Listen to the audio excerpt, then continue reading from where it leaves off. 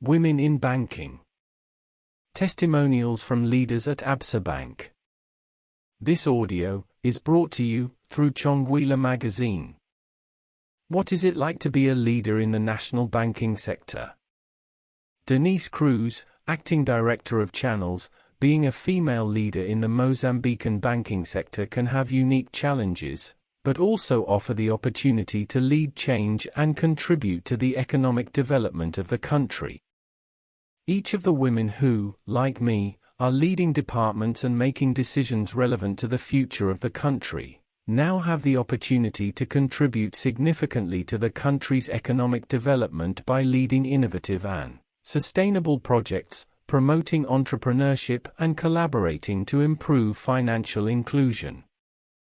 However, it is still challenging to be a leader and a woman in the various sectors, as we still face prejudices and gender stereotypes that may hinder our career growth.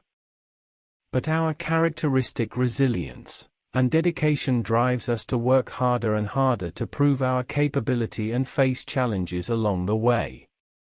At Absa, we have a very strong culture of gender equity and career progression based on merit. Although there are 50% male and 50% female employees across the bank, the top leadership consists of 55% women. It is an honor to serve as an example and motivation for other courageous women who aspire to grow and lead in the different sectors in which they operate. How does your institution approach gender equality in terms of recruitment and promotions? Hanifa Hassanji, Director of People and Culture. We are the national financial institution that has the same number of women and men in its workforce and management positions, which demonstrates our positioning on gender equality. We have a strong culture of gender equity. We believe in the competence and quality of our staff and are constantly working to ensure that each of our employees feels valued and growing. The investment in our people over the last few years is now reflected in the latest appointments to the top leadership of the bank, from managing director to the 4 new members appointed, all of whom were the result of internal career progression. In terms of talent management, we have implemented programs such as the Graduates Program and Ready to Work over the last few years, focusing, above all, on training talented young professionals, both young men and women, for the labor market. What can be done to achieve gender equality in Mozambique? Patricia Darsan, Corporate and Investment Banking Director. I believe that to achieve real gender equality in Mozambique, we first need a change in mentality that will allow us to look at gender in an equitable way, thereby openly and fairly create opportunities for women to show their potential and value. It also entails a coordinated and continuous effort to change the paradigm that begins within the family, and then spreads to various key sectors of society, such as education and health. It is important to guarantee equal access to education, from primary school through to higher education, for girls and young women across the country. This includes encouraging them to learn while seeking to eliminate the social barriers that prevent school attendance, such as early marriage and early pregnancy. It should be noted that many of the challenges women face begin in the family, where they are taught from an early age that their role in society is to care for the children and the home, while the opposite sex provides for the household and focuses on professional growth. This social paradigm must be eliminated. On the other hand, as for health, women must have access to quality reproductive and sexual health services that enable them to make informed and conscious decisions about having children.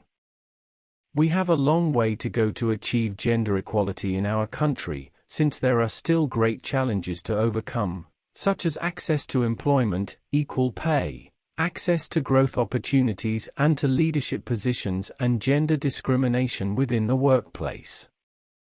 However, there are already some examples of women who are driving this change and who have distinguished themselves in leadership positions, both in the public and private sectors. This is an indication that a paradigm shift is indeed happening and that it will eventually need to be accelerated. I believe this can be more quickly achieved by implementing policies that encourage gender equality in education and in the workplace. How is financial education important for women's development in Mozambique? Martha Humbane, Director of Retail and Business Banking. Financial education is indeed critical for women to be able to make informed and responsible financial decisions. This is especially important for women who actively manage a household budget and contribute to supporting their families, as well as those who are committed to their projects and businesses. Financial education provides women with the basic tools to structure the management of collective and personal needs, enabling them to effectively control their household budget. This translates into intelligent spending, setting limits, calculating the cost of basic needs, and planning other expenses. This dynamic makes it possible for them to tailor-make their financial independence, whilst promoting saving habits that will allow for future investments. Moreover, financial education may stimulate entrepreneurship among women who, with the right tools and prudent financial management, may have greater economic empowerment and actively participate in the country's economic activity, contributing to the well-being of their families and to sustainable economic growth.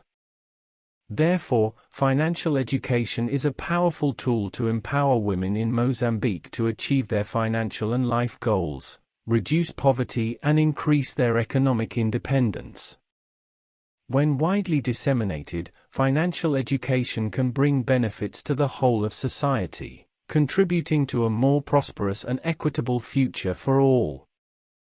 To what extent can training women help develop the national economy? Tanya Oliveira, Director of Marketing and Corporate Relations. A woman's level of education strongly determines her family's living standards, as well as the education, future and potential opportunities for her sons and daughters. Women, especially in developing countries, play a central role in the survival and economy of a family, both as breadwinners and as managers of the family's life and resources. When women, especially those who are not in a situation of poverty and exclusion, cannot work due to disability or illness, the survival of their own family is at stake. A situation that places women on the front lines of uncertainty and rising living costs, as we are currently experiencing. But these conditions are not inevitable, there are ways around them. And this should be a challenge that galvanizes Mozambican society as a whole. Investing in women's training and the promotion of gender equality in different domains is the key to developing our economy. As such, it should be an objective integral to the management strategy of companies. At Absa, we have achieved the goal we set for ourselves, and today our staff is 50% women. We want to capitalize on their potential in specific areas through training and offering the same opportunities. I think that establishing goals is a necessary means to promote a more balanced and more equitable organization. Diversity enables us to make better decisions which automatically result in better products, better services, a better value proposal for our customers and, consequently, an economic benefit for the bank and for society. Education and training have a role in empowering women and breaking the cycle that exposes them, especially them, to poverty. We must allocate resources to where they make a difference. This is a necessary investment to accelerate the development of our society, improve poverty levels and reduce inequalities. It is proven that more egalitarian societies are also more economically developed. And how do you address your female employees' need to reconcile their professional and personal lives? Xonguila Gumra, Acting Director of Operations, we are an organization that regards the well-being of its employees as a priority. After the pandemic, we permanently adopted the hybrid working model, allowing new ways of working to emerge. We believe that it is no longer a question of striking a balance between professional and personal life, but rather of achieving harmony between the two. We have worked continuously to improve our value proposition to employees. In the specific case of maternity leave, and because we recognize that it is an important and unique moment in the life of a mother, we have created conditions for our employees to take 3 months maternity leave, instead of the standard 2 months stipulated in law. Also in this regard, we increased paternity leave to 5 days in recognition of a man's role in supporting women and family harmony.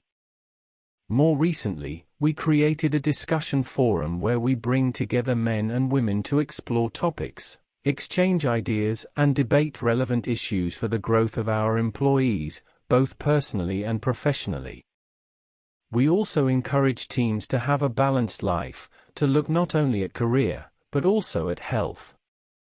We run initiatives where employees participate in sports activities for physical health. We provide mental health helplines for colleagues to contact in times of stress and uncertainty, and we encourage diversity and inclusion in the organization to create a more dynamic work environment.